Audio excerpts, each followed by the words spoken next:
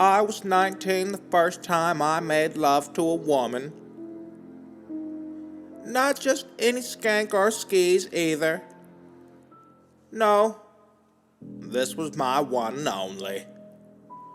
And her name was Margaret. Margaret and her family just moved into the house next door. And it only took about 15 seconds after my first encounter to realize I was deeply in love with Margaret.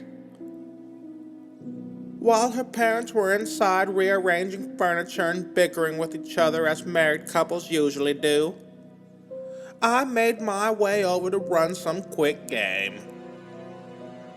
Hey, my name is Tom, and if you don't mind me saying, you are the finest piece of ass my eyes have ever set upon.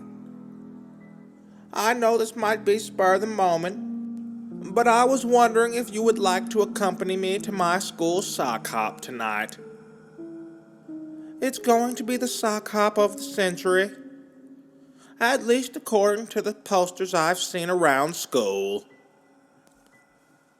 Margaret looked me up and down to what I assumed was see what I was working with, then told me she was with it, and to pick her up at 8:30 that night.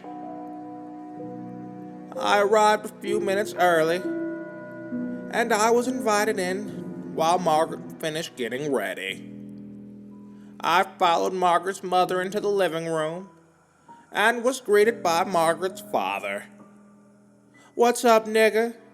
How's it going?" I was confused by his choice of words because Margaret and her family were of Caucasian descent. Hey there," I replied. Margaret's father said it was nice meeting me, but said he was gonna go play some basketball with his homies, so he had to leave. I was very confused about the whole encounter, and Margaret's mother noticed. She explained that Margaret's father was blind, and he was also adopted. His adopted parents were black, and they never told him he was white. "Oh, word? Alright then," I said. Margaret shortly after came down the stairs and looked absolutely breathtaking. God damn, I thought to myself.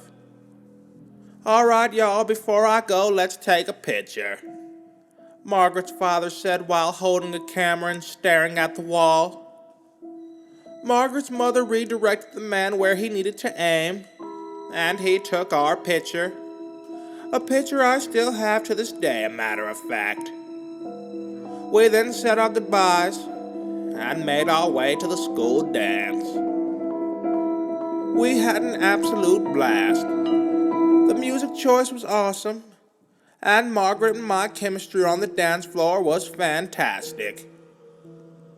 Everything was going great, and was only made better when Margaret mouthed to me that she wanted me to take her outside and make a woman of her.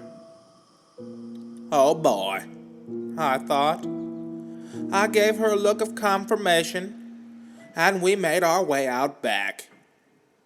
"Take me," Margaret said. And took her I did. All the way to the moon and back, I'd say. I had Margaret wetter than a water filtration system, and it was only getting wetter. That is until we became aware someone was watching us have sex. "Oh, hell no," I said. "What?" Margaret replied. "Look, that guy behind the fence is watching us have sex." Behind the fence, with his eyes barely peeking over like Wilson from Home Improvement, stood the perpetrator. I stood up while buckling my pants and made my way over to the fence. "Tom, please," Margaret cried out. "Let's just call the cops." "We will, right after I kick his ass." "Hey you," I said. Either you can get the fuck out of here and let me plow my girl in peace, or I'll pull you from behind that fence and lay the smackdown on your candy ass. The man began to snicker behind the fence, as if I was just telling a joke.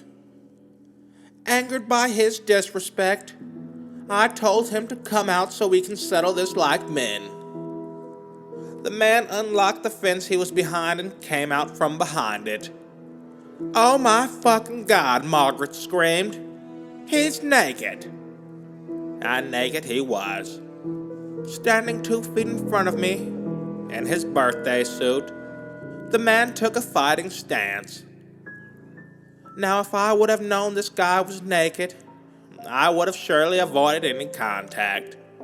But it was too late now. I had to fight this naked son of a bitch, or Margaret would likely think I was a puss. The man lunged his naked body towards me in anger, and I sidestepped every punch and kick he threw at me, along with his flopping genitals. Margaret watched in horror from afar as the naked man continued to attack me. Desperate to end this encounter as quick and safely as I could, I decided to fight dirty. In the middle of an attempt to kick me in the face, I took my chance and kicked the man square in his flopping balls, which instantly ended the fight.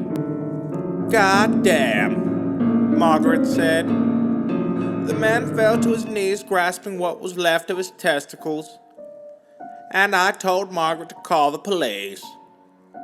She ran inside, and 20 minutes later they arrived. The police arrested the man, and shortly after I took Margaret home.